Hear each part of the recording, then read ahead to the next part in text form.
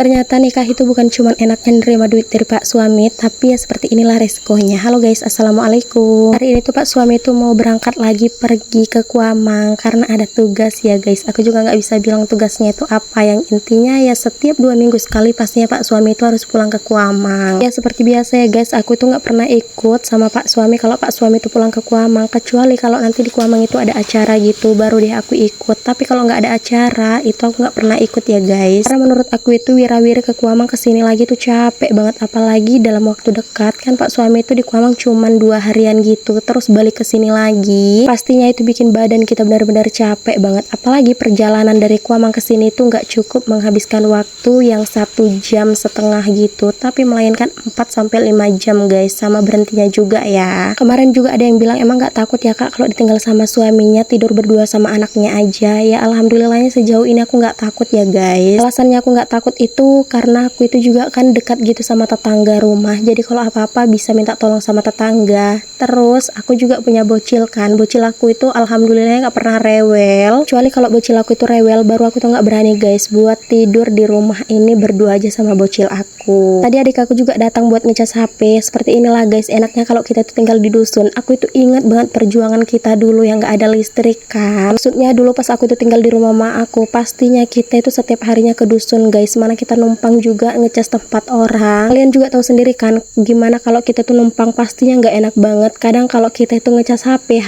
kita juga belum penuh, itu pasti udah dicabut. Tapi alhamdulillah sekarang ini tuh aku udah tinggal di dusun kan, jadi sewaktu-waktu mama sama ayah aku itu mau ngecas HP pastinya udah enak banget, karena misalnya kalau di rumah aku ini ngecas HP nunggu HP mereka penuh dulu baru aku cabut. Seperti di judul cerita tadi yang aku bilang, enaknya itu bukan cuman kita menerima duit guys kalau udah nikah, tapi ya seperti inilah badan kita itu juga harus tahan banting. Kenapa aku bilang harus tahan bantingnya seperti inilah guys, kerjaan ibu rumah tangga itu yang benar-benar capek banget. Menurut aku kerjaan ibu rumah tangga lah yang benar-benar capek banget tapi nggak digaji. Ya walaupun kita tuh dapat duit kan dari pak suami kayak duit belanja gitu, tapi kita juga harus memikirkan guys kebutuhan rumah tangga, bukan kebutuhan kita sendiri. Jadi menurut aku ibu rumah tangga lah yang perlu diacungi jempol guys, karena kerjaan mereka itu yang 24 jam ngurusin rumah, ngurusin keluarganya juga. Selesainya aku beres-beres di sini tuh aku langsung ke depan aja buat posting. Ya seperti biasa kita itu ke tempat tetangga ya guys buat posting, karena kita tuh nyambung di tempat tetangga wifi-nya, jadi biar lancar aja gitu. Alhamdulillahnya juga ayahnya pergi, di sini bocil aku itu udah lumayan sehat, jadi enak gitu kalau tinggal berdua.